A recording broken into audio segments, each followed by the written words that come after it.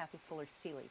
I teach film and television history at Georgia State University and enjoy it very much. My training is in American history, and I bring an interest in everyday life and cultural history and the experiences of movie audiences in communities, in their own home communities, to the study of film. How did people experience entertainment? How did they understand the films they saw? What was the social practice of going to the movies like for people?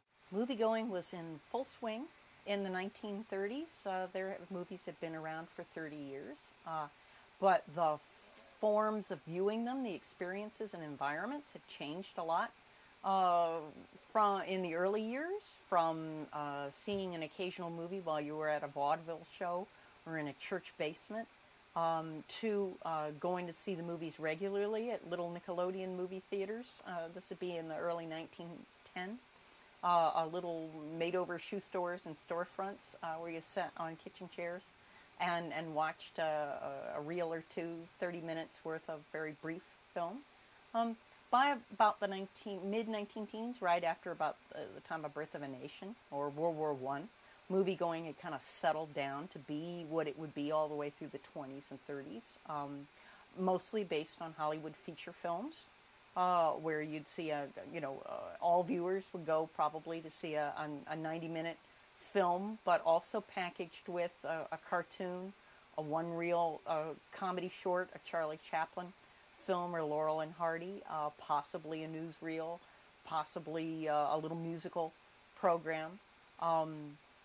And that was pretty much the standard movie-going program for everybody. Theaters, though, might cross a wide range from the big city picture palaces downtown for well-heeled folks who had the 35 or 50 cents to attend in Atlanta, like the Loews Grand or the Fox, which opened in the early 1930s, to older, slightly more neighborhood theaters like the Rialto here in downtown Atlanta, or for the black community, the theaters along Decatur Street, which might have that same feature program, the film, the comedy short, the newsreel, the cartoon, might also have an act or two of vaudeville on stage. Somebody might be singing, a band might be playing. Black movie theaters and white movie theaters in this period, in the 20s and 30s and 40s, were all part of a kind of a elaborate system of retailing movies there, and so there were quite a range of different kinds of venues for watching movies, from the biggest picture palaces, let's say in Atlanta.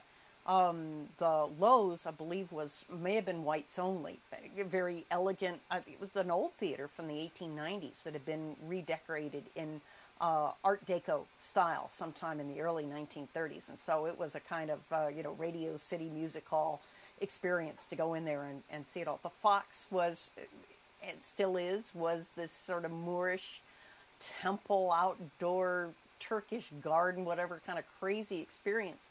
And the Fox did have a balcony for African Americans. So the experience for white folks going in the front door was one thing, and for African Americans it was a bit of a different experience. You had to walk up the staircase, up several stories on the outside of the building to be able to get to the small entrance for African Americans. There, once inside, you sat in the upper balcony in a walled-off area of seats, much less nice, more crammed together, not as plush as the one downstairs.